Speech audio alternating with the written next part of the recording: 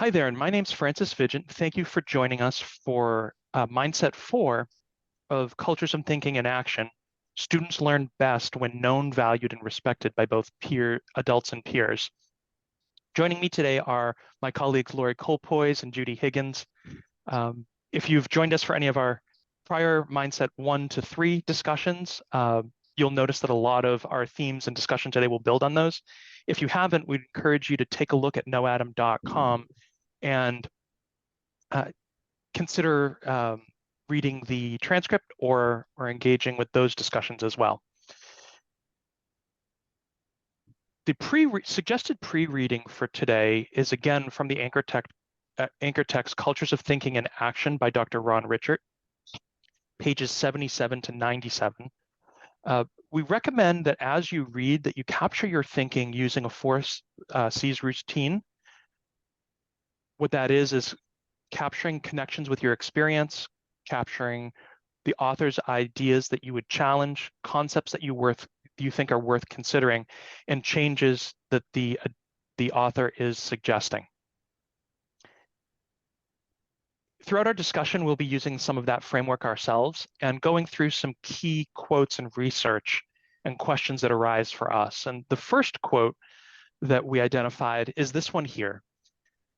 The key is curiosity, and it's curiosity, not answers, that we model. As we seek to learn more about a child, we demonstrate the act of observing, listening, questioning, and wondering. When we're curious about a child's words and our responses to those words, the child feels respected and the child is respected. The question that came up for us was, how can teachers model curiosity, not answers, to leading to deeper student learning? And I just want to kind of open that up here. Well, I really liked how they said that the way others treat us and respond to us really shapes how we come to see ourselves. So I think that's where what this quote is really getting at. They talk about that banking model where where a teacher kind of sees a student just sort of as this empty vessel to fill, which kind of views them from that deficit perspective. So it's kind of like focusing on what they lack or what they can't do. So when teachers truly value what students bring with them into the classroom, that's going to make it easier for them to sort of integrate new ideas and into their own existing understanding. So I think it sort of comes from a real authentic place with a teacher where they really feel like a student can, and they're interested to know what they know. I think that was sort of my takeaway from this. One of the things that it was interesting because this was the first question, and yet I jumped right to a later part of the book where they were talking about transgressions. And I thought about how much I had learned as a teacher. And one of the things they talked about with transgressions where a teacher, me, would sort of, we have to stop that. We don't act like that around here. And when I thought about, and when it talked about modeling curiosity in those moments and asking student a question, if they got into a fight with somebody, or if they had done something in the classroom, or they had not done what they were supposed to be doing, is to be asking them questions as opposed to assuming, what went on, I know what went on, but asking questions like, what happened? What was going through your mind at that time? Why do you think this happened? And I thought, so much more learning goes on both for me as the teacher and the student. Why did I do that? Why did I react so strongly? Why did I feel like I had to throw my book across the room? And this question, I feel like throughout the entire chapter, I kept returning to, thinking, so much occurs in terms of learning about your students and your students more deeply learning when they have to think about those questions. Right. And your response to transgressions when they are, when you're questioning is certainly showing the student a lot more respect. Totally. Yes, yes, Yeah. very. And that, And like, sorry, go ahead, Lori.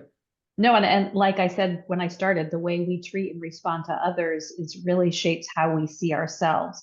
So Yes. think about being angry at them versus trying to understand their behavior. Mhm. Right. I liked You know, myself. and how that shapes them. Yeah. Yeah. And I I liked mean, my, teachers are human, right? We all have a breaking point, but right, you know, certainly coming from it from that perspective. right. And when you go through something like that and the end result of I liked myself better as a teacher and a human being, and I got my students more and appreciated and respected them, that Mm-hmm. you know, and it was sometimes really surprising in a wonderful way to them that, oh, I'm being given some grace here to really think Mm-hmm. about, you know, like, oh, well, this happened out in the playground or this happened at home. And that's such a wonderful, just, oh, relieves everything. Mm-hmm. When I read this quote and saw this question, it's interesting. I think I came at it from a little bit of a different angle.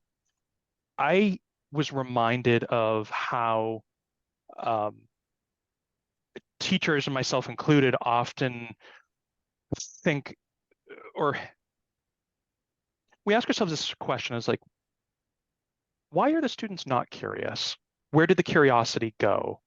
Um, and I often, I know in my teaching experience, especially when I taught high school, I had students who had gone through 9, 10, 12, 13 plus years of the system. And when it was hard, it felt hard to engage them. And it felt at times when I would hear from my colleagues or, you know, kind of the teacher room kind of thing, it, people just were like, yeah, you know, that's like how they are. And I It's don't because they believe were that. going through that banking model, right, Francis? Right, right. Well, exactly. The curiosity was trained out of them, is Right, really my right. belief. And so when I saw this question in this quote, it brought me to a place where I thought, you know, who modeled or when did we stop engaging curiosity? Because I think about like my son, he's 2 years old. He's naturally curious. I really believe that all children are naturally curious. And somehow the curiosity is killed. And it's Right. in a sense sort of trained out sometimes by the system, depending on what the system is. And when I think about it, this quote says to me, when we're not doing these things, we're training that curiosity out of students. We're shutting it down. And so, and where I see that in this quote is that it's a child's curious, a child has a question, a child has an observation, and we come at them correcting that. We come at them with an answer. We come at them saying, in essence, implying that the curiosity is invalid, that that effort is invalid. And so we give them perhaps the right answer to correct them, but we disengage them from a process which is so important that drives learning, which is this process of To be curiosity. curious. Yeah. And exactly. And then I think about my students who've been through years and years and years of that, who then, you know, building on what you were saying, Lori and Judy, people come to look at as being not curious, incapable of curiosity. And then it starts to sort of creep into this incapable of learning at times. And that is very, very alarming and scary when it's at this institutional level where it's not one person, but it's a collection of schools and grades and programs and all of this. And I think again back to even my son and my students, where it's, you know, when we're curious about a child's words and responses to those words, the child feels respected, the child is respected. We're our curiosity is encouraging more curiosity. And I think that that's how modeling curiosity through a Socratic process in a lot of ways leads to deeper student learning, because it helps students create that identity as a questioner, as somebody who has agency in the world and who others want to listen to and want to learn from, as opposed to a person whose efforts are futile or not valuable, or whatever. And it's funny, like, again, as a father, I think about this and I think, boy, I wouldn't want my child to be in this kind of environment.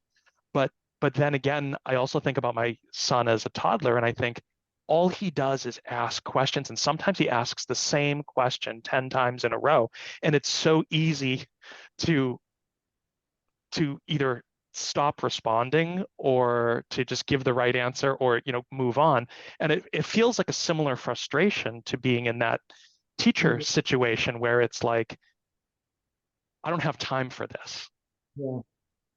And I think that if there's anything that we all feel as teachers, it's the tyranny of now and time. And but it's something we have to fight against. So I don't know. Anyway, for me, like, I saw this on these different levels. And we have this next quote here, which is try to move this around a little bit. And this is from page 78. Here, the shift is from transactional view of teaching to a relational and transformative model. We strive to move away from the empty vessel model of teaching, in which we fill up students with our knowledge, and toward a model that builds an inclusive community that respects what students bring with them. This is rooted in our understanding that we are naturally social beings who strive for connections, inclusion, recognition, and a sense of belonging. These qualities are what make us feel safe and allow us to be more adventurous in our learning, take risks, and make mistakes. The question that we had identified here was, how can my teaching be designed to learn from and with our students? Sorry, What makes Gloria, me think of what you were just saying about a teacher modeling their own curiosity, but like I also think about teachers modeling, or genuinely, not modeling, even just genuinely being curious about what students are thinking, and opening up the classroom to their thoughts, as opposed to that, empty vessel model. It also makes me think, I know when I taught, we did morning meeting every morning, and you learn so much about your students on a personal level. And I think, I know there was a time where it's like, oh, we don't have time for morning meeting anymore. And we, as teachers, just push back so much on that, because, it's that connection that you get with your students, and that relationship building that in turn, spills over into academics 100%. I don't know if anybody else feels that same way, but, learning that somebody's cat died that morning, or, helps you throughout that day, understand sort of where they're coming from, or, even if it's something celebrated, and all those things give you that sort of sense of belonging, and really create sort of that safe space for learning as well. Yeah. Well, and also, Francis, it's interesting, because when you were talking about, listening to your son, same questions over and over and over again, one of the things that I think is so important is when we start, as the teacher, stepping aside and starting to help our students ask each other questions. So it's not just, as always, the teacher's in charge of this, and we become a community asking each other questions. And then you don't go through that irritating, I answered that question 16 times. The joy of a student saying, oh, we're supposed to do this, or I was going to do this next. What do you think of that? And that to me was incredible, that it wasn't on me to have this back and forth, and that we were all communicating together. And Laurie, I so agree with you about having different types of conversations going on in the classroom, because we've learned in our first 3 mindsets, a happy brain is a brain that feels safe, and that brain can think and ask questions and grow. So doing something like have morning meetings, that's creating that safety. And, oh, I get you. You had a really hard morning, so you might be a little bit quieter today or crankier today. So we're all in this together. We're learning the same things at the same time. It's not just the teacher having this news about somebody's cat died. We've all got that. Mhm. Yeah, and social emotional learning, thank goodness, is now like, I think 30 years ago, that just wasn't even, it wasn't even a consideration. And thank goodness now we know so much more about it and pay attention to those kinds of things. Mm-hmm. And I think that's something, though, there's still a lot of work to be done to help teachers connect that, because there's still a lot of, I don't have time for that. I can't do that as well. Mhm. And that's some of the things that I hope our conversations can be heard, where that absolutely does connect with the science class that's going on today. That does connect with your students being engaged learners. So it's not another thing that you have to do. This is everything that is part of helping your students be curious learners. Mhm. I think one of the hardest things when you train for curriculum is ultimately transgressions, misbehaviors becomes part of a conversation. And it's nothing that the curriculum sits outside of that. And it's hard because there's so much that goes into building a community, and there's so much a teacher does that shapes behavior. Um, you know, and it can be a really tough thing to address because it's outside the curriculum. Yeah, but everything about the curriculum as well. Yeah, Right. Like, of that's course, right. I mean, if you don't have that, you're going to have nothing, right? right, So right. And I it's kind think of like spending time with community building in the beginning of the school year. It takes time, but it's something that, I think of the KnowAtom curriculum and how social, how collaborative it is. And you have to get students to a place where they can successfully collaborate. And it can take every year they're with a new group of kids. So it does take some community building exercises and really helping kids learn how to collaborate and work together before you Right. can kind of successfully get there. But Mhm. also helping the teacher have these mindsets, like, so that's where Yeah. it begins. So, Mhm. Right. right, once you have this, then helping people with the curriculum is so much easier. Right. Right. Well, I also think too that calling on the title of this book, we're talking about a culture, and culture, Right. you don't flip culture on and off, and culture doesn't just, it doesn't just start in fourth grade and end in fourth grade. Culture, there, picture the student who has the good fortune to be in the same school, K-5 or K-8 or whatever. There's a culture in that building, and that culture is something that they're exposed to when they walk through the door for the first time, and that culture persists, and they're going to get different reflections of it in different grade levels with different teachers at different points. But what is held up, what's honored, what is celebrated in that building, there are going to be themes. And what really speaks to me in this quote, there's several things, but one is this concept of relational, um,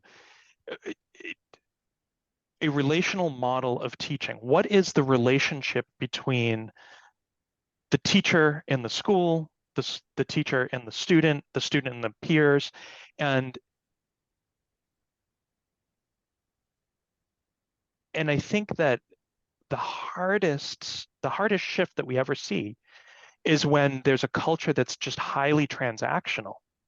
And it's very hard for both the teachers and the students to make the shift because everybody's looking for the right transaction. Like, am I doing this transaction correctly? Am I giving from a student's perspective, am I giving the right answer? Am I being a good student? Am I getting the A? On the teacher side, it's, am I executing the curriculum? Am I delivering it correctly? Am I doing the transaction the way I'm supposed to be doing it? And you don't get deeper learning from transactions. And one of the things that I love, there's a quote in here later that says,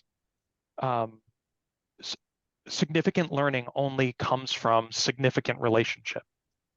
Without a significant relationship, there is no significant learning. And so when I think about that, and I think about what you're sharing, Lori, around, morning meeting, a child losing their cat, maybe a grandparent. I mean, I remember having a class where a child family was going through a divorce, and they were shattered by that. And I could see they were off, but I didn't know why. And then they shared that. We all were like, just like wanted to just hug this kid. And the thing is that relationship is,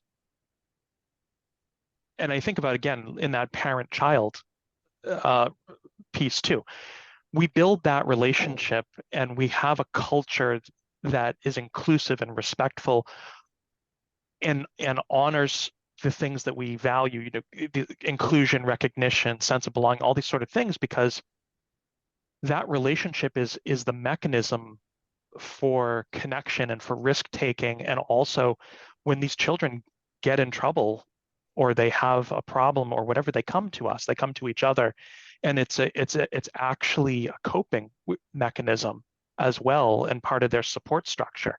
So so when I think about this question, how can my teaching be designed to learn from and with our students? I think about it as our teaching has to be relational. We need to be encouraging relationships. One, we need to be modeling positive relationships by, like to our previous slide, being curious, creating that safe environment, asking questions, and honoring students' curiosity and ideas. But we also have to be seeking to learn about our children. We're not just listening kind of as a, oh, that's nice, you did that this weekend, move on. But we authentically care. And we're going to get to that in a second here, but it's a heavy load. And I kind of recognize that, like it kind of went over my head in my early years of teaching, but our words and our actions stick with kids so much. And we don't even, for good or for bad, we sometimes don't even realize it. I know my last year of teaching, I was starting to have students of my students because I was so old. Wow. And I got an email from a gentleman. He was in his 40s. I was going to have his daughter, and his email, I had him in 6th grade, and what he remembered from my class were a couple things. And one was a note that I sent to him when his grandmother died. And I think, my God, he's 40 years old. And he was 12 when he got that note. And that's what he remembers. And right. He also remembered not the things I taught, not the subjects and things like that, but it was the year I had my daughter, and in music class, they sang a song for me and recorded it for me. And those were the things that he connected with, so, and good and bad. I'm sure I said things that were on the negative side that kind of stuck with a kid too, and it's a heavy load as a teacher. You have a lot of influence. And for kids, that relationship is everything. I know first grade, my daughter, it was in the school I taught at, she went under my desk at the end of 1st grade. And I couldn't get her to come out. And I was like, my God, what happened? And she was going to miss her teacher. She was devastated. And we don't, sometimes it's, you don't get the impact that that we can have on kids. And for kids, that relationship is everything. Mhm. And I think it's the foundation of trust. You know, Yep. it's the foundation of belief as well. When you think about a child who's going to take a risk, it's scary. A risk is scary for anybody. So in order to do that, especially if it's an uncomfortable risk, I, as a student, need to believe that what you're asking me to do is in my best interest, and that that I can trust that this is a safe situation, and that you have my best interest at heart, and that this is not Right. some kind of a gotcha or some kind of a. Right. And that's why I very much dislike sarcasm in classrooms, because it really strains the message on whether or not someone is trustworthy as a teacher, Right. as an adult, when a teacher is, you know, sarcastic with students. And inconsistency. and inconsistency, exactly. It's You that know, one day intermittent you're like, reinforcement of yes, yeah, negatives, exactly. yeah, And so when you think about designing teaching to learn from and learn with our students, it's like, one, the curiosity, learning from, authenticity, building that relationship and having that relationship being continuous, you know, not just in one subject, not just in one day, but also Mhm. that the teaching that we're doing is with our students, not to the students. And I think that that's pointed out here as well, that that transactional model by default is something that's done to children.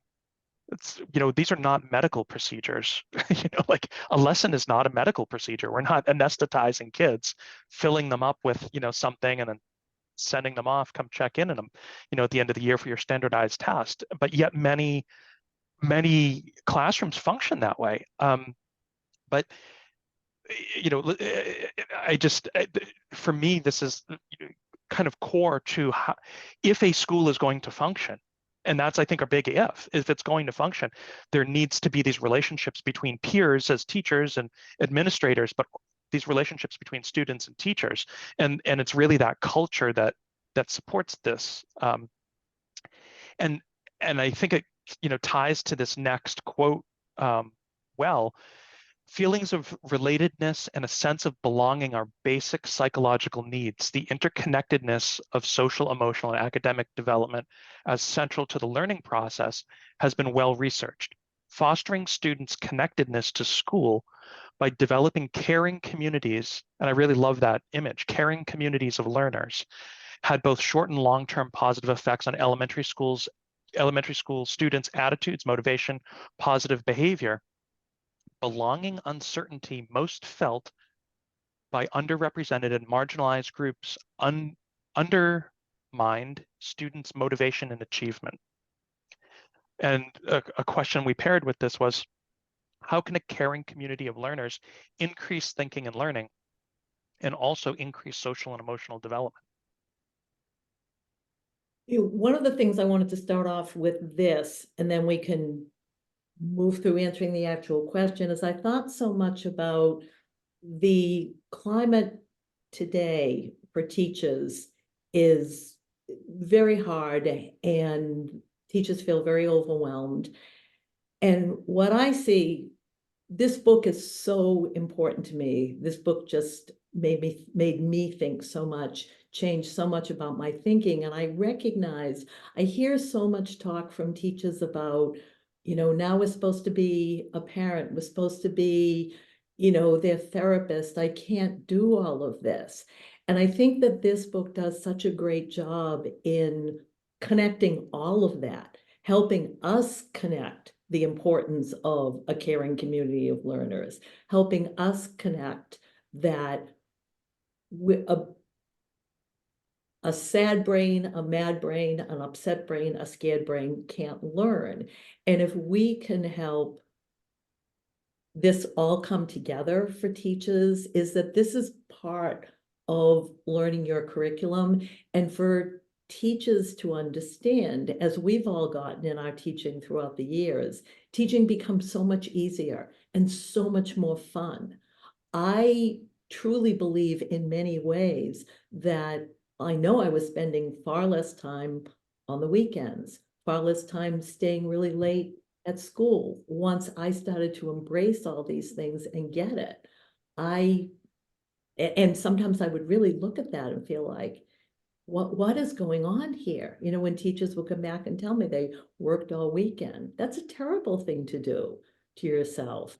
So I think that this is so important for us to help make those connections, that this is such a hugely important part of teaching, is creating safe spaces, is sharing, learning with your students, respecting your students.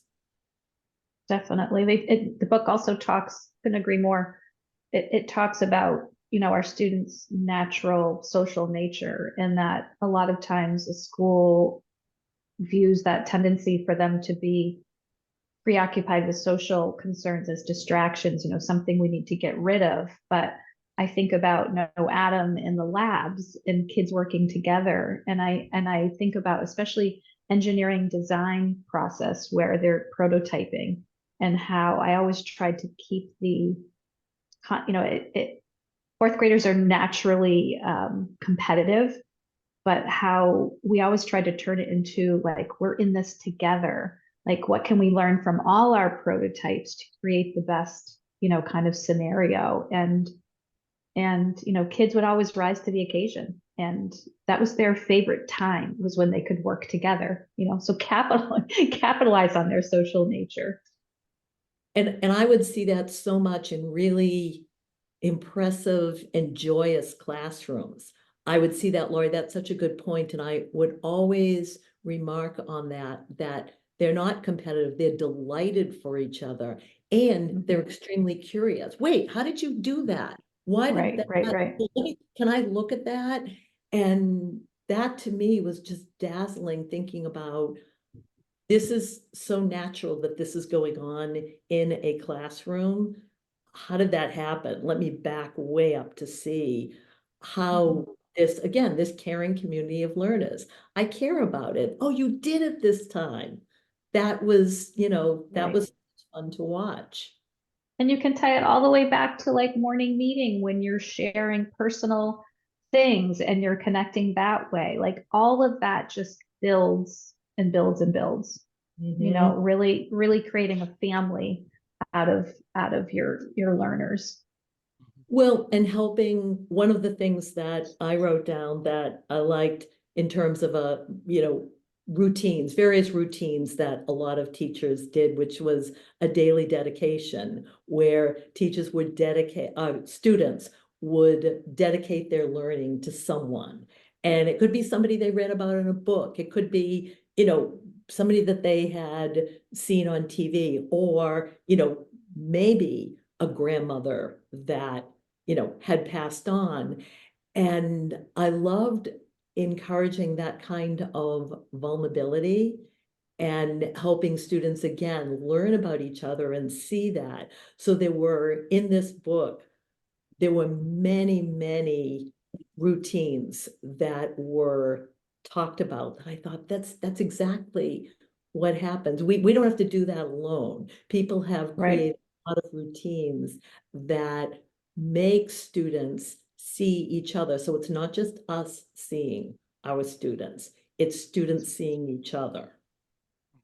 My daughter rather, would end the day with shout outs, where the students would shout out somebody.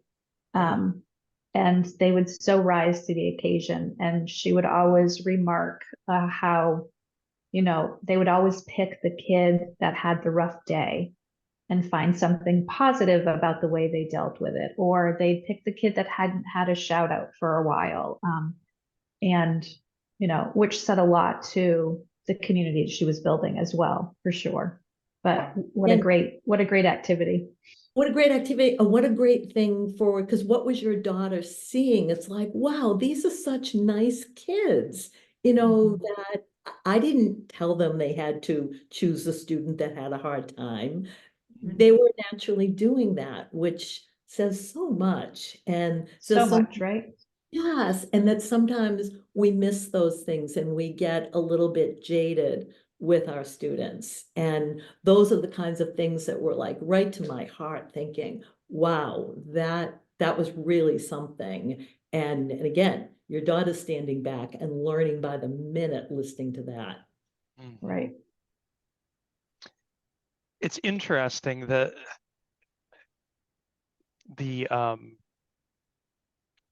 think about the example that's given a little bit later in the book where I think it was Mark Church, that had the activity where as students would come into the classroom, they had to, move a magnet to a particular level of feeling, whether it's, meh or, amazing Yeah. or, so-so, and so on. And if any, if he had a collection of folks below meh, then the day started with really processing what's going on, as opposed to steamrolling over that and going into a lesson. And I think about that, how that creates a connection among students. And I think about how there's, I kind of hesitate to characterize it this way, but I think about what Judy was saying a moment ago about how, the school day is still, so many hours long, the school year is still so many days long. And as teachers, we feel like, now we are teaching all these subjects, we're the therapist, we're all of this. And it feels like all these things are getting added on. And so somebody might read that and say, oh, and this guy, Mark Church, puts this thing on his wall, and I'm supposed to do that now. And then I'm supposed to give up my lesson plan to go and deal with, all these, preteens that are just, got their nose out of joint for around something, like this kind of like potential way of interpreting this. But I feel like there's this element of, and this is the term I don't think is the correct term, but I don't know how else to put it, is there's an element of hospitality in the way that we do our jobs that I think is really important. And I think and what I think about is that students are approaching our instruction in the classroom as kids. They're in our care. And I think about it as like going to a hotel. If the person at the front desk is incredibly transactional and is just like, credit card, like just there's the door, you get a certain feeling. You don't get a sense of belonging. You don't get a sense that somebody cares about you. You don't get a sense of, if like you order takeout and it shows up at the front desk, that somebody might just like eat your dinner, But if that person tries to see you as someone like themselves, who is a visitor in a foreign land and is interested in your well-being and wants you to be connected to, what it is that they offer, you get a very different sense, and you get a different sense of safety and a different sense of belonging. And so, I guess in my mind, that's why I think about it as an element of hospitality. But in the book, there is this quote on page 79 that says, if we retune our institutions and our own goals just a bit, we, being teachers, can be smarter, happier, and more productive. And I think that also, extends to students. And I think about just, my simple hotel analogy. It's like just a simple retuning of that interaction creates a very different experience. And I'm not saying that classrooms are theater. I think that the relationships we build are real and important, and they need to be. They need to be authentic. But as a child approaching that environment, there, what to me this quote speaks of is that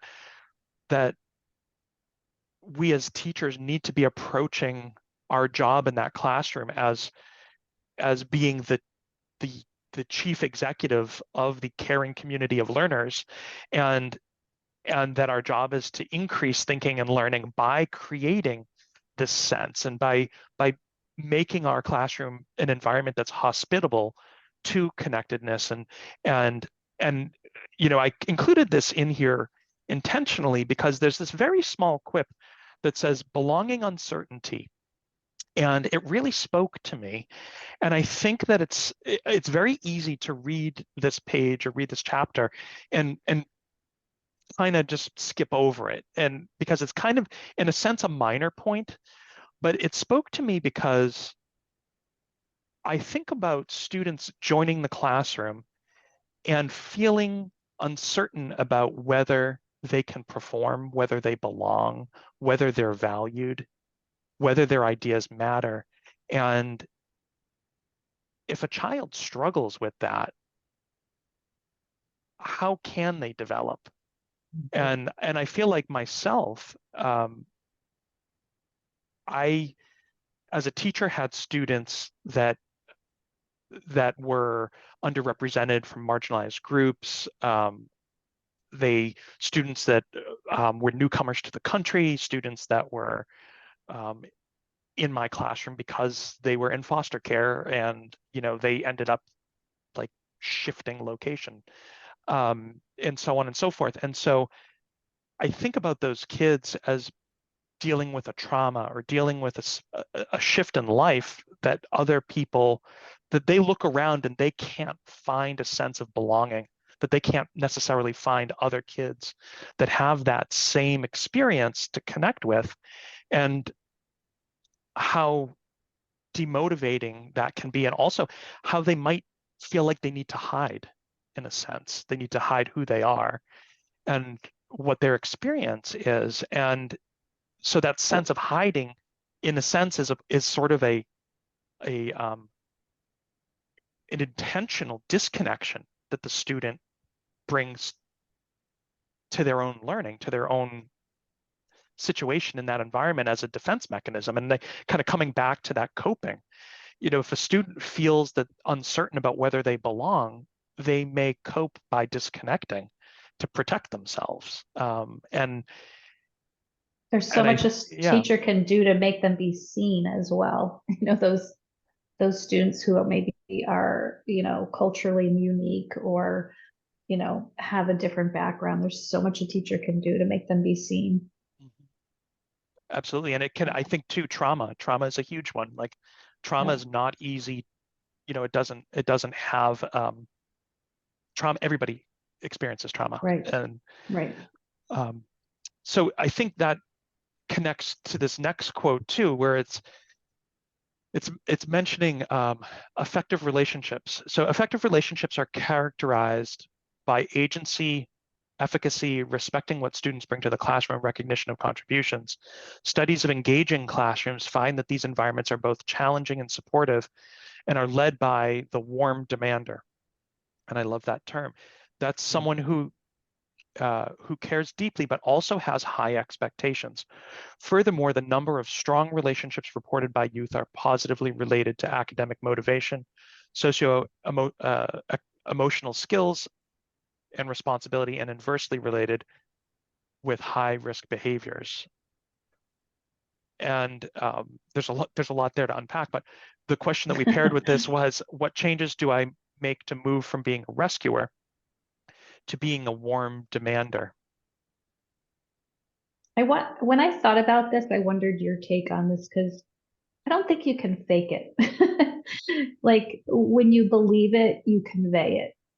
And it all stems from caring, right? To being a warm demander, and the belief that students can. And I think if you don't have those two things, can you be a warm demander? I don't know. Like you have to really believe that your students can. Right. But I think it's sort of like, I've liked this so much because every slide is just supporting every slide. Because if you don't get to learn about your students, it's very challenging to believe anything about them. I mean, particularly those students that tend to either just melt into the background or become troublesome. And if that's what you've got to work with, it's like, nah, I guess they can't do anything. But if you take the time to learn, why are they melting into the background? Why are they troublesome? Then, because so often you learn about these students and you think, good heavens, they have been through so much. How, how are they putting one foot in front of the other? This is amazing. This student has so much. So I think that the changes you have to make sort of go back to, the slides that we were just talking about, is getting to know your students and helping them. The more you can all learn about each other, then suddenly the student who seems very different is making a connection with another student. I may have a completely different lifestyle, but that connects to, like Laura, you gave the example right at the beginning of finding out someone's cat died. Oh, I can, another student can relate to that because this happened. I felt the same way. It was a different situation, but I know how you feel. So I think that, that like that rescuer is just, it's so icky even to, like, I really liked that question, because the difference between a rescuer, which is, just sort of makes them pitiful, to a warm demander, is, it's so, I love that. I had never heard that. And to be able to exude that, and that students they can be like a little bit mad at you, but really like you, because they get, like, oh, you're expecting so much out of me. But that pride of, ooh, you're expecting so much out of you. And I think it's that there's so much around this that is like us trying to understand ourselves. And, what is that rescuing, making me feel like a hero? Ooh, I better think about that a little I bit. was just gonna say, why do we rescue? Do we rescue because of lack of time and you just want to move on? Yeah. Do you rescue because you don't think they can get there themselves? Like, I think there's a lot for a teacher to unpack themselves if they really reflect and say, oh, I guess I am a rescuer. Yes. Are you using formative assessment? Are you locating where your kids are at in a lesson? Do you take the time to hear what they're thinking about? So I think that rescuer part probably all comes from a good place. Except maybe like I just need to get through this. It's not coming from such a good place. But I think for a teacher to really, I think one, you can't fake caring. And two, somebody has to just really take a hard look at themselves to figure out the cause of their rescuing if they want to turn it around. Yes. Because that's what I found when I started really embracing checkpoints. I realized I was rescuing all over the place because I had realized, whoa, we are all the way here.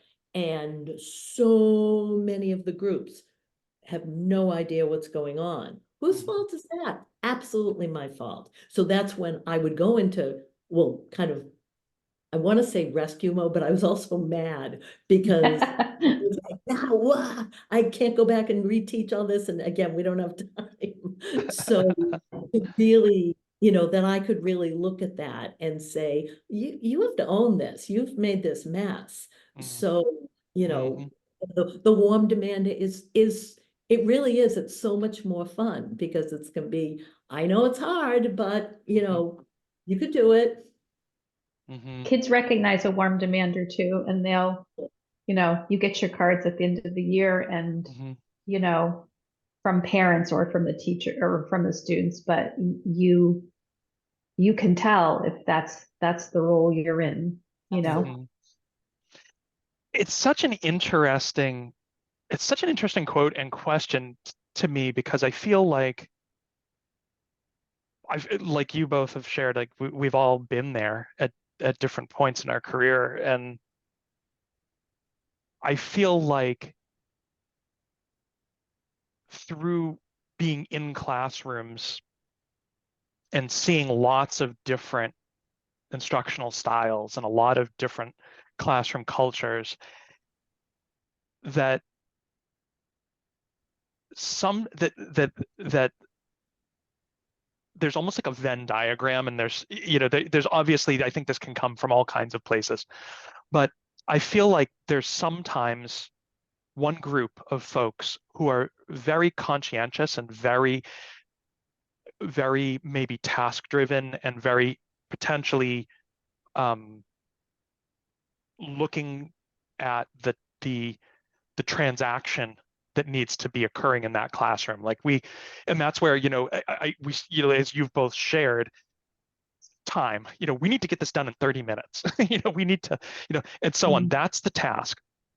And so the rescuing comes in, I think, sometimes in those environments when there's a sense that I'm not executing the task the way it's supposed to be executed. Like it's almost like I'm not doing my job. And it can be very frustrating. I think people can feel like they've been given a job that they can't do.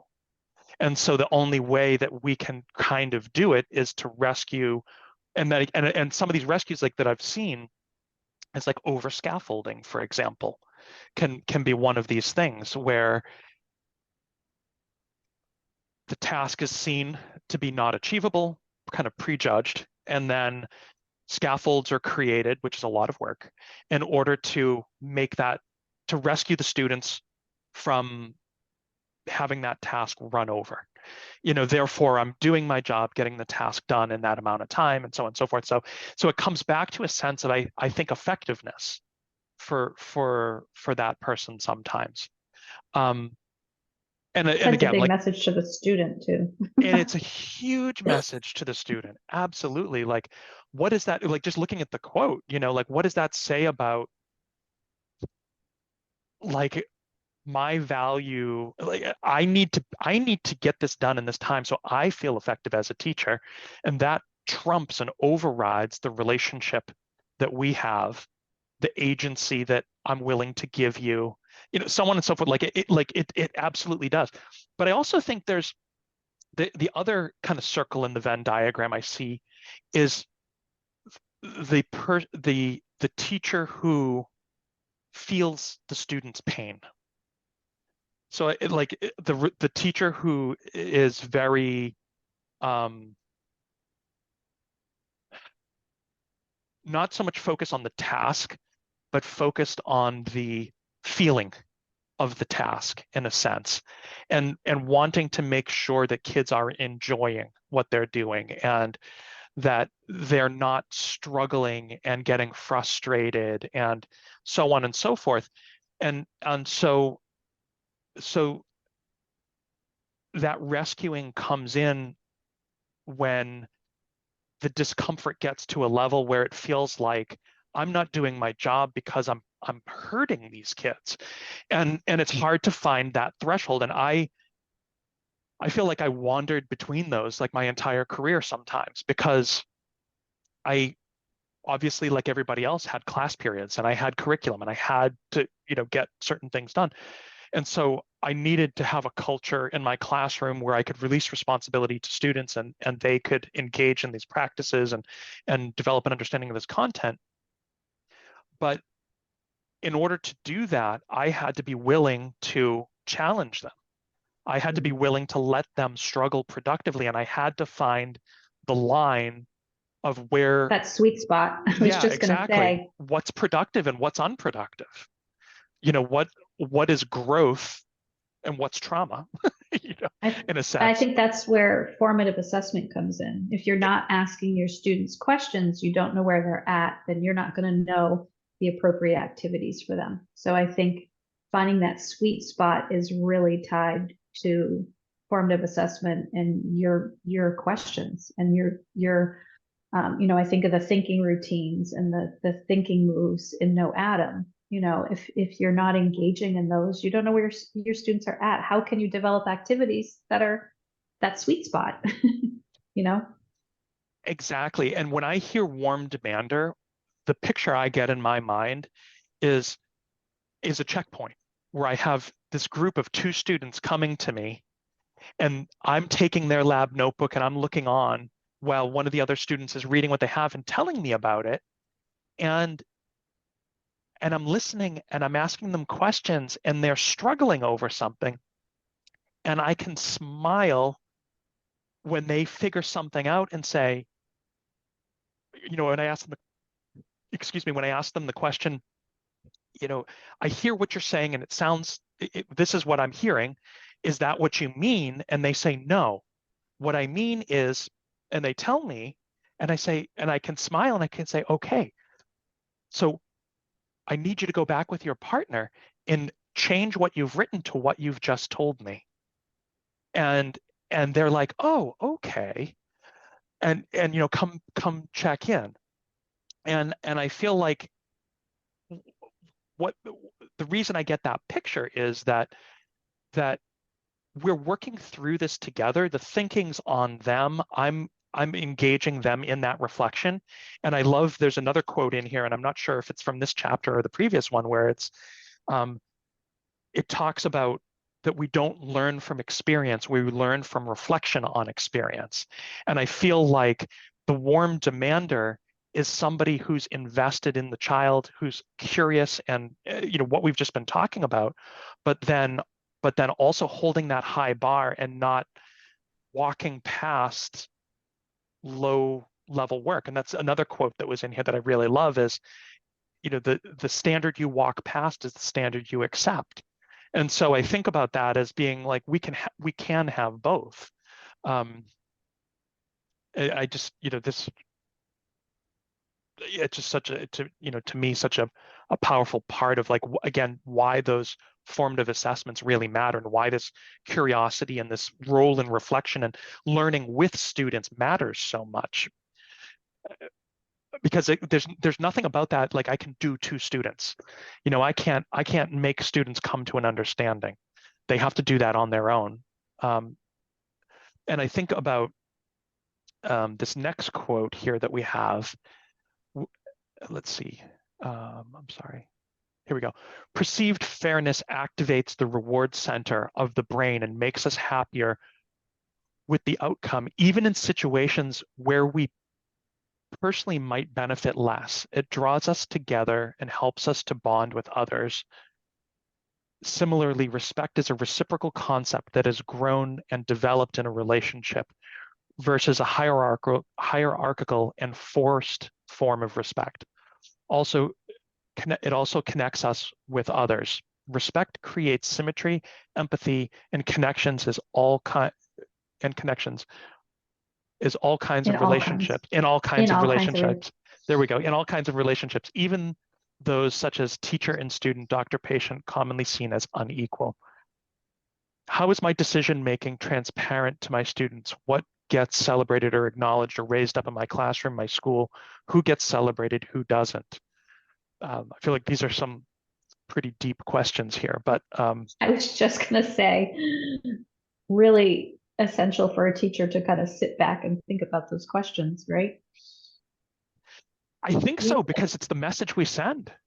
Right. That's the message we send, is what we value. Whether we're sending the wrong message, we've got to figure that out. And I think some people do send the wrong message. I've seen that, but I think that's the part of the role of reflection. I had a situation in my classroom that was, it was really transformative to me and my students. I had been teaching a while, and I was teaching at a school with just a lot of students who struggled a lot. Students didn't always have safe home environments. There was a lot of coming and going of students. And one day, this one particular student who, unfortunately was one of those students that year after year, teachers would talk about this student and, oh, you're getting so-and-so. And one day, and it was hard. It was hard to believe in him. It was hard to involve him in things, but he was actually very engaged in science. And it was one of the wonderful things about, when I started using KnowAtom, and he was kind of making his way into the classroom in terms of joining in groups and being excited. And anyway, one day he got very upset. It happened very quickly at the beginning of class, and he punched a window in the classroom, smashed the window, and ran out of the classroom. Kids were terrified, devastated. It was a really big deal.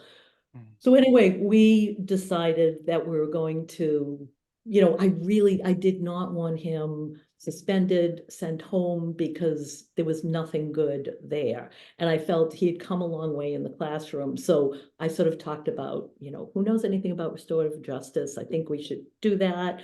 Talk to the classroom, talk to him. He agreed, yes, I want to come back into the classroom, but here's what you have to do. It was the most incredible experience. And Laurie, it reminded me of what you were saying about your daughter, where kids bringing the best of themselves.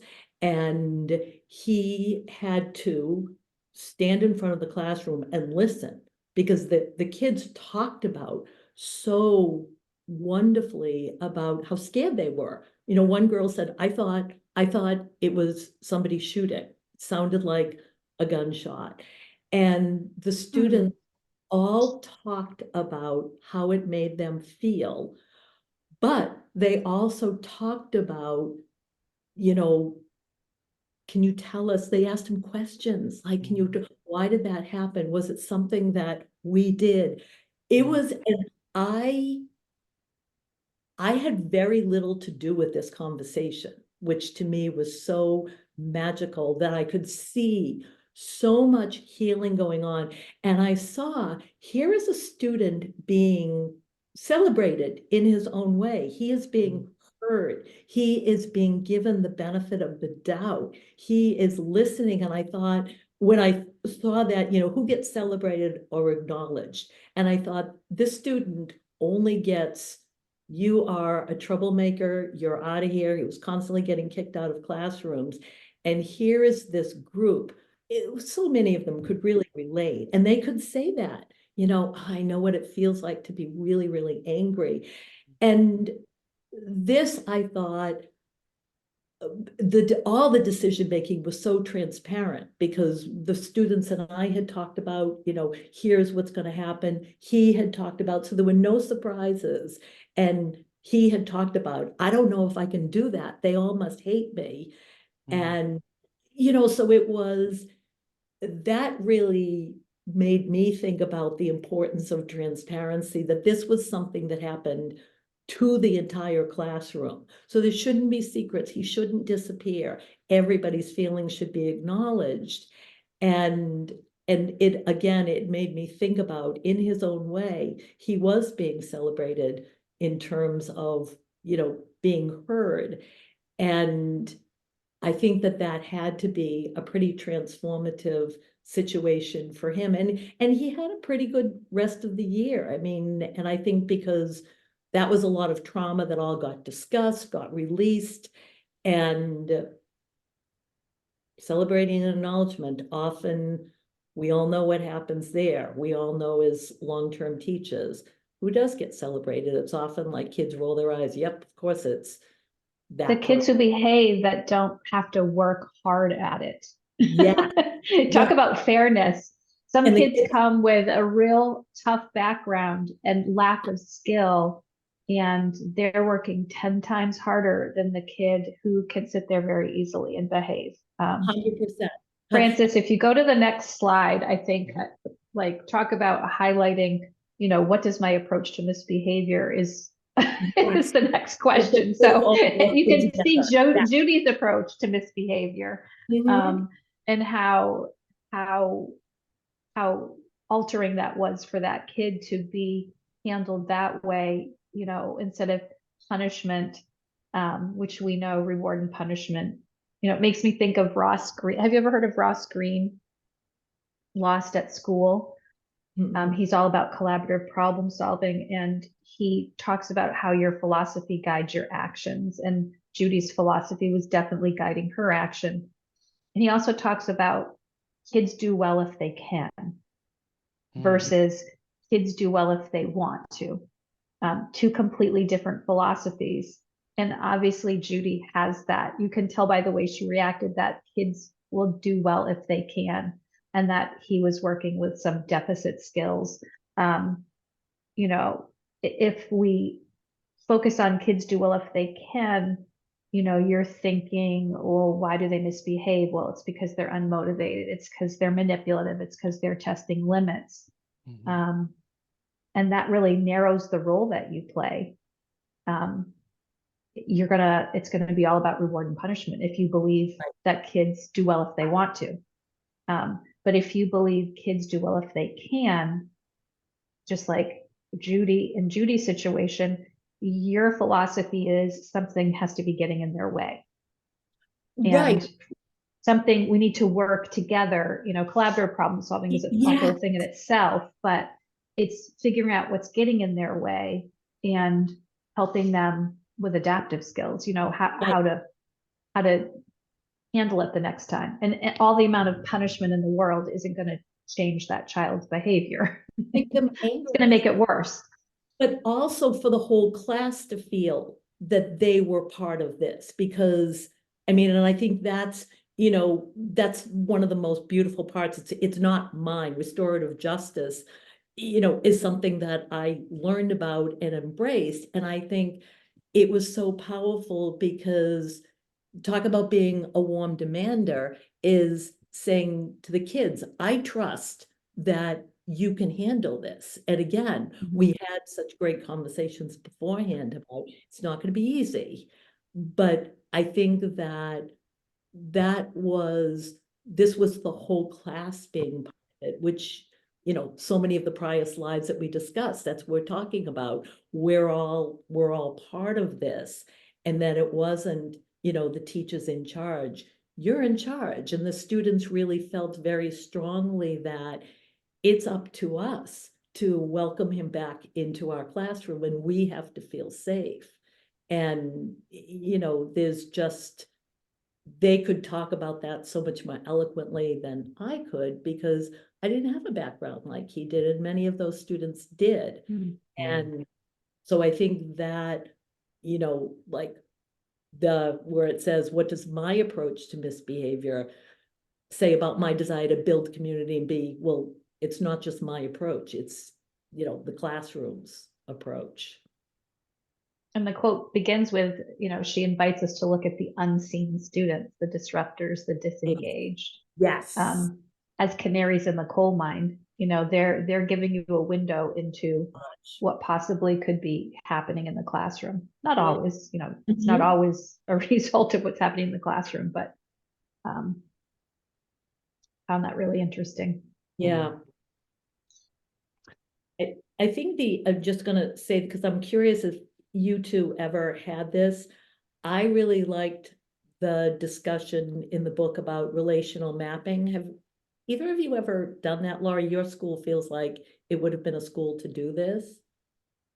I have not done it. To me, that was such a great thing, because I think that so much of my teaching career, again, is like beginning of the year is all about the fourth grade teachers telling me, here are the kids that are great, here are the kids that are terrible. See, you know, when I felt very early on, no, don't need any of that information, none of it. And because I think that it's, you know, and relational mapping was just basically about, you know, I know my daughter's school, they did that, right? Where you put the kids up and you see who, is it about the adults and what kids that they have a exactly, and the relationship little with? colored dots Yeah. or whatever, Yeah, just to I say, know hey, that I've I been know they affected. did that in my daughter's school. And it's A lot of at-risk kids and yeah. Yeah. And it's just that being transparent, so we can all, you know, and then there's a series of questions that you ask. And I loved that, because I thought that again brings in that collaboration with teachers where we're all working together. So as opposed to learning, you know, this student is disruptive, this student is this. This student, here's some realities about this student's life that we can go, oh, okay, so I'm getting some understanding. I'm not just getting, you know, here's a bunch of junk that I'm going to fill your brain up with about this student. Here's some facts. So we can look at, oh, okay, that's going to really be helpful to me in terms of thinking about where this student is coming in. And it was just, to me, I thought I would have loved to have had something like that at almost every school I've ever worked in, but particularly some of the more challenging schools. That what a warm thing that we're all working together to note these things. And that's kind of creating that community of grown-ups that would make me more tend to check in. So how are things going with this one? And oh, I have this student that reminds me of this one. Maybe we should, get them together for a lunch or, a job that they can do together. None of the schools I taught at ever did that activity. I wish we did. I also think of the way, like when I started my teaching career at the high school level, how many students I was teaching, how almost impractical or impossible it would be to put a dot next to many of the kids that I had just because of the sheer volume. Like I used to remember, but I think I was grading like 200 or 225 students. I mean, it's just incredible. It's it's an industrial level sort of model with these Francis, we switching talked classrooms. about real school, right? And Yeah, that's just part of the institution. Well, how different would it be if that whole kind of system went away and you did have fewer students and you could get to know them better and you had them for more than one subject, and exactly. And that's one of the things that I always, like, my heart drops a little bit when I hear people saying, oh, we're departmentalizing in elementary school, because I feel like students struggle in middle school oftentimes because people default departmentalize. and I think there's just a lot of just organizational management issues with that. There's our some 6th grade was part of our elementary school and it was going to move to middle school. And that's why I became a 4th grade teacher. Was I wanted them all day long. To me, the relationship was everything. And I just knew I didn't want to go to like, get them in, get them out, get them in, get them out, 5 sets of students. And no, thank you. exactly, because I do believe like it gets more difficult to have quality relationships with 225 students as opposed to like as you're describing, self-contained students that you're spending all day with every subject. And decisions get made for different reasons. But when I think about that activity, I also think about, I had brought up Dr. Morrison's work around social emotional learning school safety, where a lot of his research is into school level trauma, like really dramatic things, not school shooters, people who, like, kids that do dramatic things. And it seems like it comes out of the blue, but the reality is it doesn't. Those students are oftentimes what he calls untethered. They're not connected to their teacher. They're not connected to anyone in that community. And so what they're experiencing, the thoughts they're having, the, whatever, nobody really knows about it. Nobody can help them because they're disconnected. And so they're one of those kids that has no dots. And so, and they've probably been through the punishment system, oh, or the reward system that failed with them because they were lacking the skill. I think of that student when I visited that school that got kicked out of another room and was brought into the room I was observing and was put in front of everybody to show how much he misbehaved. And maybe if he watches everybody in this class, he'll learn how to behave. Think about how that made that kid feel and the disconnect from that teacher. And it just made me so sad. I just wanted to go over to him and, like, ask him questions. Like, obviously he was doing what he was doing. There's a reason that he felt he couldn't participate in the way he was supposed to. What was that reason? What was difficult for him? Just sad. And the thought that, yeah, he's absolutely going to learn a lot about how to be a good student. You know, we think about everything we've talked about with, you know, how the brain learns. Yeah, I don't think he's going to Yes. a whole lot No. in No. moment. So yeah, that's hard. Even the kids were, I could even tell the kids were uncomfortable in that of the class he was brought to. Even the kids on a level were recognizing this as like a ew moment, right? Yeah. And had, I could see their empathy, some of them, you know, some snickered, which made it worse for him. But then I could see a whole group that had a lot of empathy for him as well, and could recognize like, this shouldn't be happening, you know, just interesting. And it, you know, and I to label it in a sense, it's like a humiliation ritual, right? You take a student and you do something like that to them, you're humiliating them. And it's dehumanizing. And to this question, what does it say about my desire to build community, be empathetic, understanding, forgiving, fair, and supportive? I can't think of anything that's more the opposite of that than what you're describing. And so, of course, it undermines safety and respect. And who would want to be connected in a relationship with somebody that would do that to me as a student, like if that's my teacher? So, And good again, luck. he didn't want to behave that way. And I truly believe kids, you know, I really believe that Ross Green philosophy, you know, kids do well if they can. He was obviously had a deficit where he had a skill deficit and needed help, you know. Sad. And I think that kind of brings us to our last slide here, where it's we have these three different quotes. I'm just going to the first two kind of dealing here with relationships, and I perhaps connected more to this first question. No significant learning can occur without a significant relationship. Relationships begin with creating opportunities for getting to know students. And the question being here, why does significant learning require a significant relationship? And I feel like we've at least danced around this or alluded to it, but I'd love to get your input. What are your thoughts on the importance of a significant relationship in order to have significant learning? I think it goes back to what Judy was talking about, a healthy brain, you know, a brain that feels safe, you know, you can't learn if you're not in that space. Well, Definitely.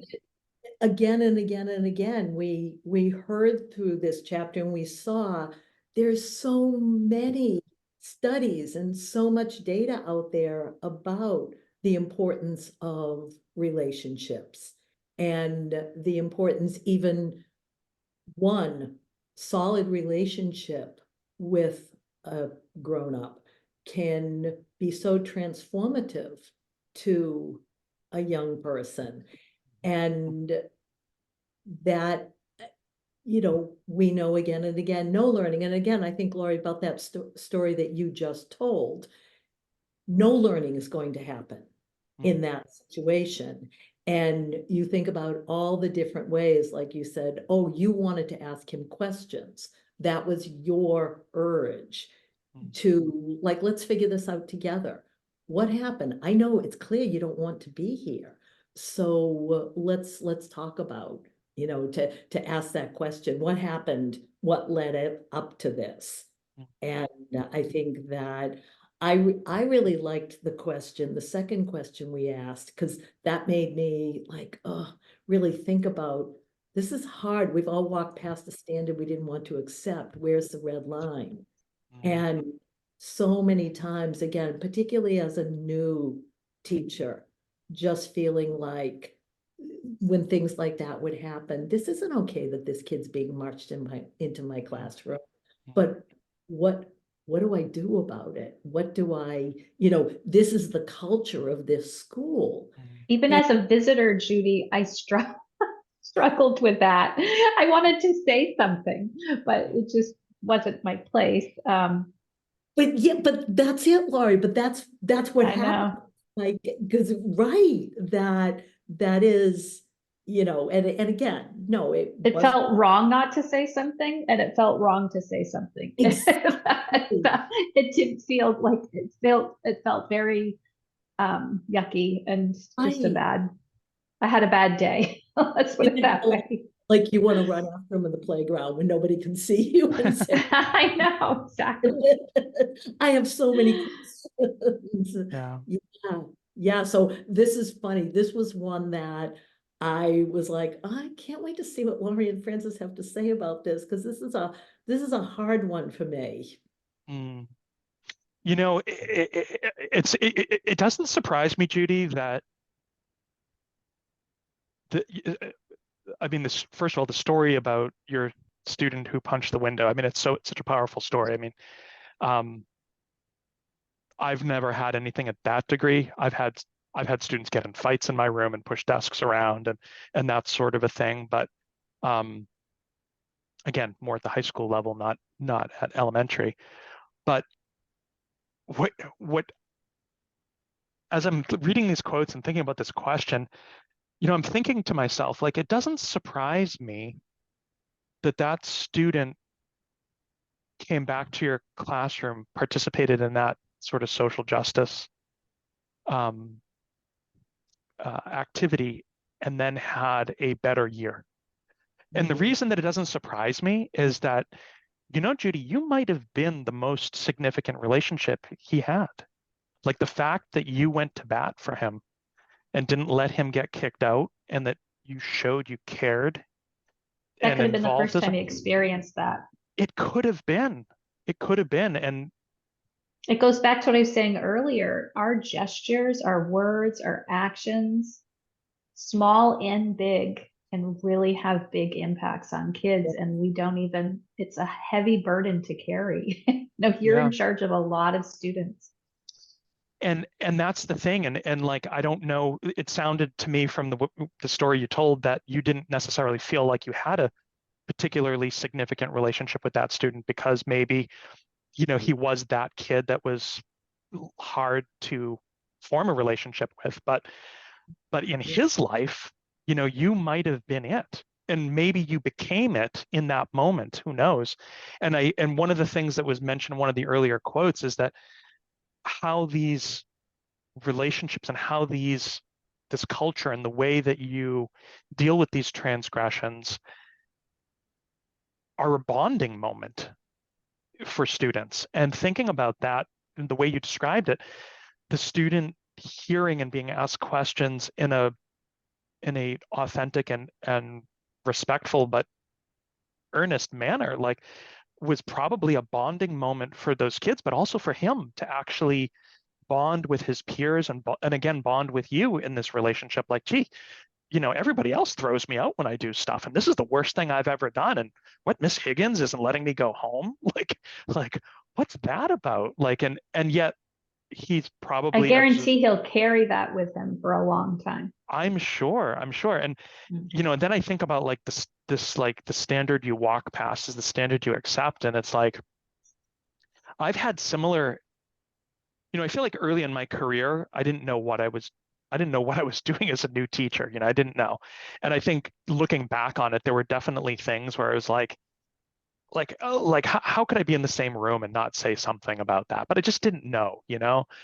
And but then later in my career, I felt like I worked with better people, and that's a terrible thing to say. But like as my career progressed, I changed schools. I was with better mentors. I was in a really deeply experienced and really high quality community of educators.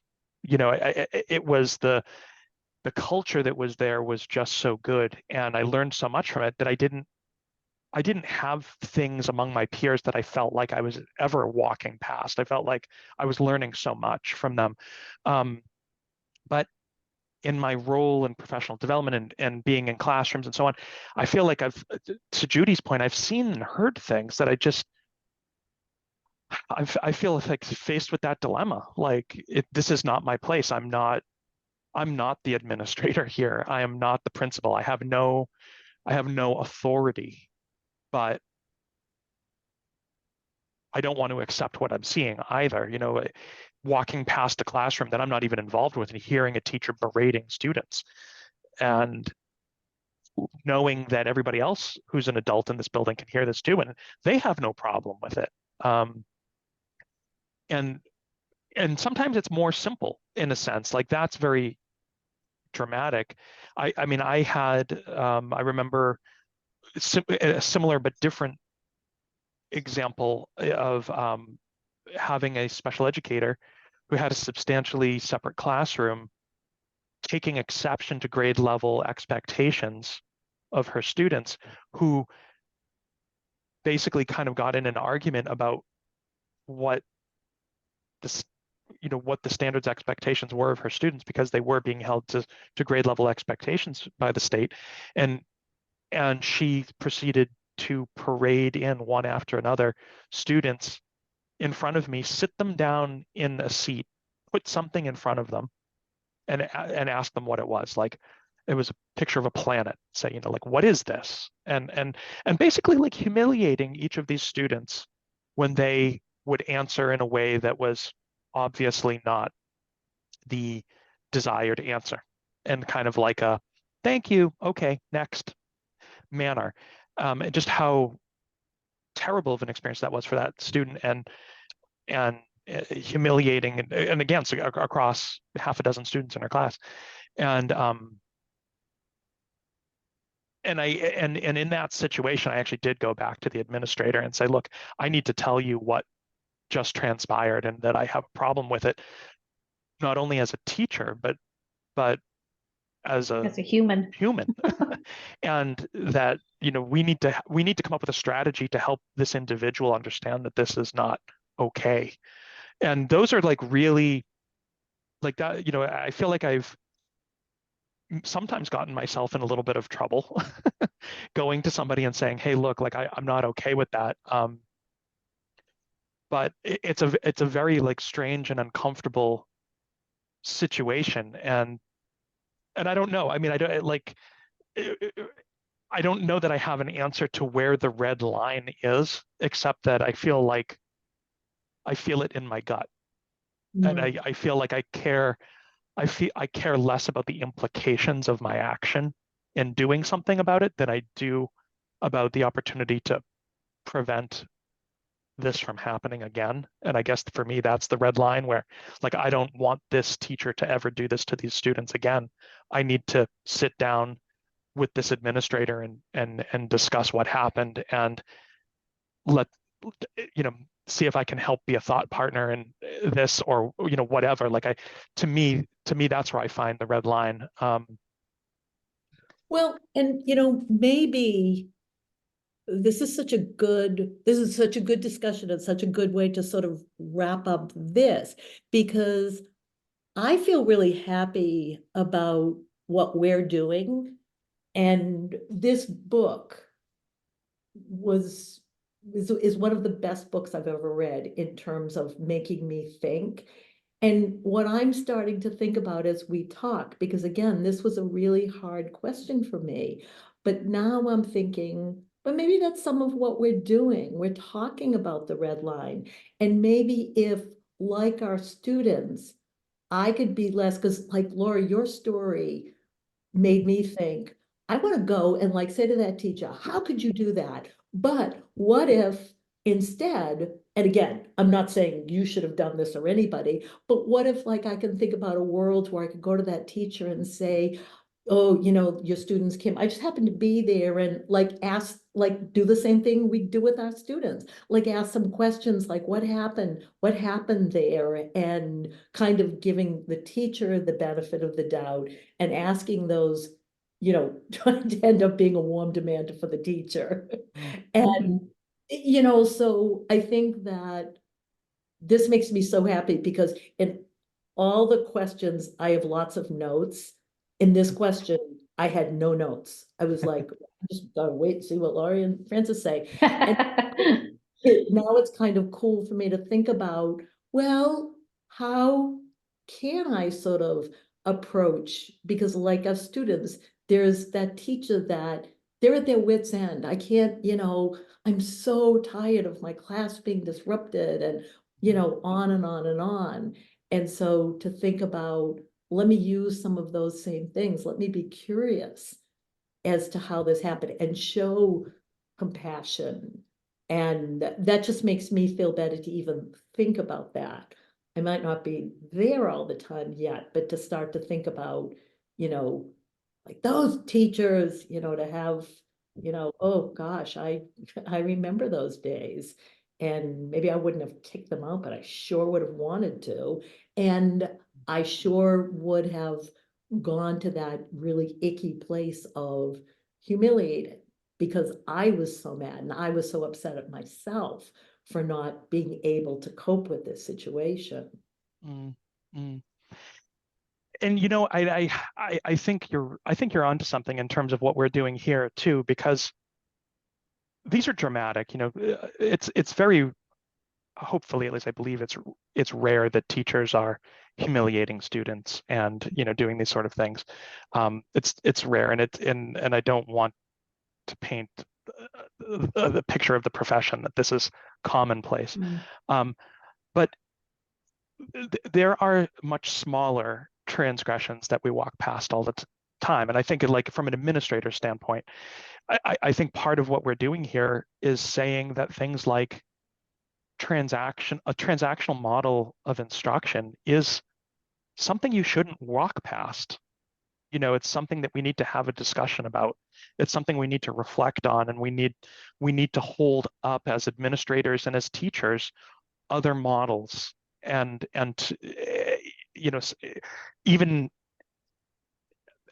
some of these other elements that we've brought up around time and rescuing and all these sort of different things. Like these are things we don't want to walk past, because when we do, we're accepting them, and they're in a sense like a micro like a micro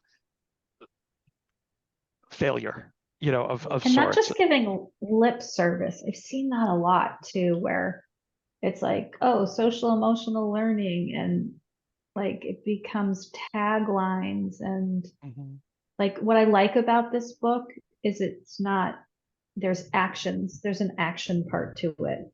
There's hard questions to ask yourself. So it's not just, it makes you dig deep. Right. So Indeed it does.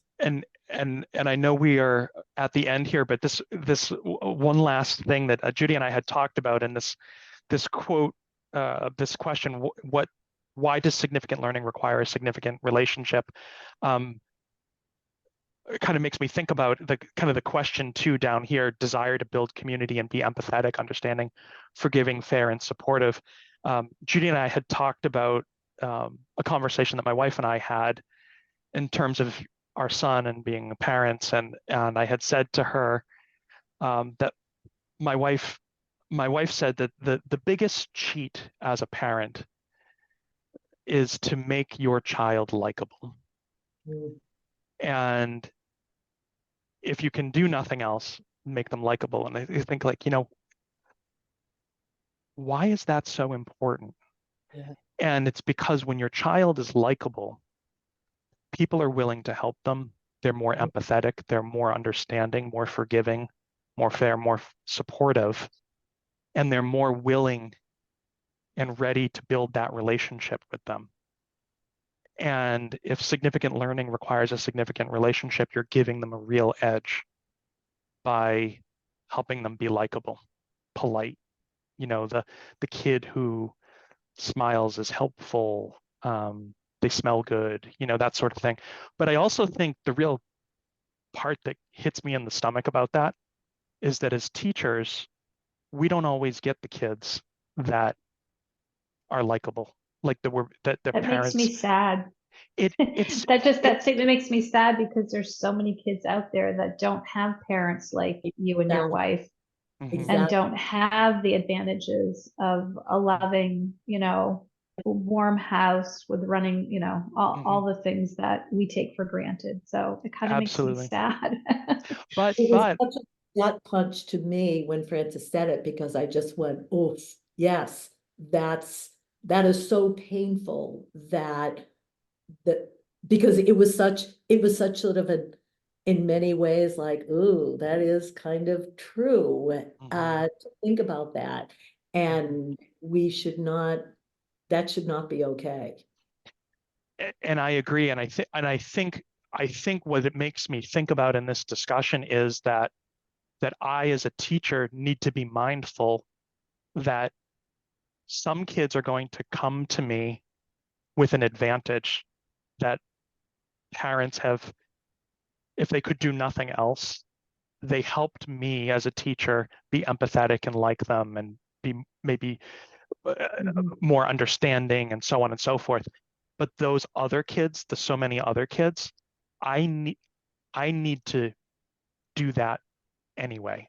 Like I need to be empathetic and understanding and forgiving and fair and supportive and inclusive of those other kids that it's not easy. And that can be hard. That can be hard And because remember that kids will do well if they can, not kids will do well if they want to. exactly. And that's where that those kids may take more personal energy for me to build that relationship, but it's even more important because these other kids are like little magnets. You know, their parents have made them magnetic, and that Fairness was on doesn't mean purpose. equal, Right. right? Fairness doesn't Exactly. mean equal. And Exactly. that's So what I like so much about having that chart where, oh, then we get it. It's not like, they're so difficult. We get it. We get it. There are some needs that aren't being met. And when you're aware of them, it makes teaching so much easier and so much more fun. exactly. Well, this was a great discussion, and we're at time. So unless there's anything that you'd like to add, I'm happy to close it out here. So so closing it out for folks. Just a reminder that the quotes and this particular mindset and things we've discussed are from Dr. Ron Richards' book from 2023, Cultures of Thinking and Action, 10 Mindsets to Transform Our Teaching and Students' Learning. I'm Francis Vigent, and I'm joined here with my colleagues, Laurie Colpoys and Judy Higgins. You can find more resources around cultures of thinking, as well as the other mindsets at KnowAtom.com. And you can find us on X, formerly known as Twitter, at KnowAtom or Facebook.com/KnowAtom. And thank you again for your time today.